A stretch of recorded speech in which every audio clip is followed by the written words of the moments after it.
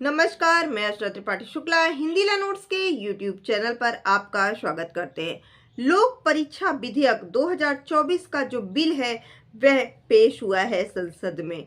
इस बिल का जो मुख्य उद्देश्य है वह है कि अनुचित साधनों का निवारण हो सके, यानी कि आप इसको कह सकते हैं पब्लिक एग्जामिनेशन बिल या फिर एंटी चीटिंग बिल भी कह सकते हैं। यानी कि जो लोग एग्जाम में चीटिंग कर लेते थे वह किसी भी प्रकार से हो, चाहे वह अभ्यर्थी नकल लेके गया हो, चाहे वह दूसरे की एक जगह पर कोई दूसरा अभ्यर्थी बैठ करके उसकी परीक्षा दे रहा हो, या फिर ईयरबड, ईयरफोन या किसी भी जो है माध्यम से किसी को नकल कराई जा रही हो, तो अब जो है ऐसा नहीं हो पाएगा।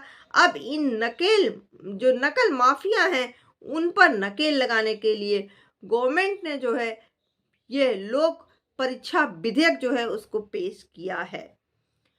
केंद्रीय मंत्रिमंडल में हाल ही में इस विधेयक को मंजूरी भी दे दी है। यानी कि अब जो परीक्षा होगी उसमें अगर कोई अनियमितता करता है, यानी परीक्षाओं में अनियमितता से संबंधित अपराध अगर कोई करता है तो उसको अधिकतम 10 साल तक की जेल और 1 करोड़ रुपए तक के जुर्माना भी हो सकता है। इस बिल का मेन उद्देश्य क्या था कि इसमें जो संगठित अपराध होते थे, यानी कि जो ग्रुप बना हुआ था नकल माफियाओं का, हर जगह फैला हुआ था, पूरे देश में फैला हुआ था। जो कई बार तो ऐसा आपने देखा होगा कि हर एग्जाम का एक अमाउंट फिक्स है। बैंक का एग्जाम है, अगर नकल कराना है, बैंक में सिलेक्शन कराना है 10 लाख। कोई और अन्य एग्जाम है ईएसआई का एग्जाम है, या फिर आरआरबी का एग्जाम है, या अन्य कोई जो है छोटा मोटा कोई एग्जाम है, तो उसके चार्जेस 10 से लेकर के 50 लाख रुपए तक है। इवन एमबीबीएस के एग्जाम के लिए भी करोड़ों रुपए दिए जाते हैं कि मेरे बच्चे का सिलेक्शन हो जाए। कैट, मैट, इन सब एग्जाम में भी नकल माफियाओं की चलती है। तो इसी नकल को रोकने के लिए इसमें जो संगठित अपराध हैं, जो माफिया हैं, जो लोग सांठ-गांठ में शामिल हैं, ऐसे लोगों के खिलाफ जो है कार्रवाई का प्रावधान किया गया है। अब इसमें शामिल कौन कौन सी परीक्षा है, तो आपको बता दें कि जो जेईई है, जो नीट है, एसएससी है, आरआरबी है, रेलवे है, एसएससी है, सीयूईटी है, या फिर जो अन्य सरकारी जो भी परीक्षाएं हैं, चाहे वह परीक्षा एडमिशन के लिए हो, चाहे वह परीक्षा सरकारी नौकरी के लिए है, उन सब में यह लागू होगा।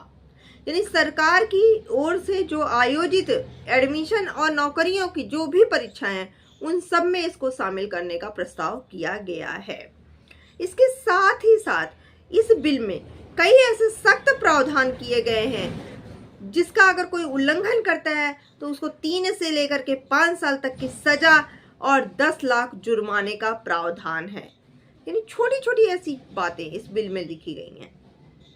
जैसे कि अगर कोई नकल करता हुआ पकड़ा जाता है तो उसे 5 से 10 साल तक की सजा हो सकती है, और जुर्माना जो है वह 10 लाख रुपए से लेकर के 1 करोड़ रुपए तक हो सकता है।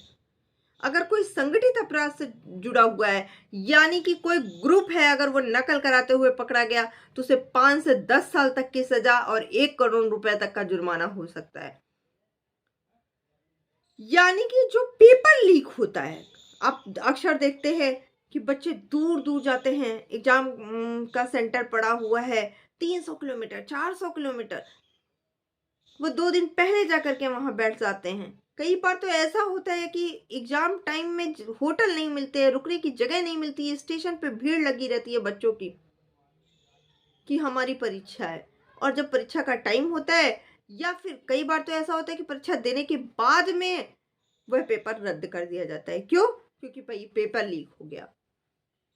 तो ऐसे में भुगताना किसको भुगतना पड़ता है? उन बच्चों को ना, जिन्होंने परीक्षा दी है, जो 1000 रुपए लगा करके अपने घर से सेंटर तक गया है, जिसके पास महीने में 1000 रुपए का कोई आमदनी का साधन नहीं है, कोई जरिया नहीं है, वह फिर से 1000 रुपए दे जब उसका परीक्षा पड़े तो, या फिर वह ना चाहे। तो इससे परेशान जो लोग थे उनको अब राहत मिलेगी। यानी कि पेपर लीक की जो घटनाएं हैं उस पर नकेल के लिए जो है संसद में यह बिल पेश हुआ है। इसके साथ ही साथ अगर कोई फर्जी अभ्यर्थी परीक्षा देने का अगर दोषी पाया जाता है तो उसे 3 से 5 साल तक की सजा मिलेगी। अक्सर देखा जाता है कि जो है हर एग्जाम में 1 या 2 केसेस तो ऐसे मिल ही जाते हैं कि किसी की जगह पर कोई और परीक्षा दे रहा था। तो अब अगर कोई ऐसा मिलता है, अगर कोई दोषी पाया जाता है जो कि दूसरे की जगह परीक्षा दे रहा था, तो उसे 3 से लेकर के 5 साल तक की सजा हो सकती है। अगर आपको हमारा वीडियो पसंद आया हो तो प्लीज़ लाइक कीजिएगा और ज़्यादा से ज़्यादा शेयर कीजिए, जिससे इस बिल की जानकारी सभी लोगों को मिल सके। और अगर अभी तक आपने हमारे चैनल को सब्सक्राइब नहीं किया है तो प्लीज़ हमारे चैनल को सब्सक्राइब कर लीजिए। धन्यवाद।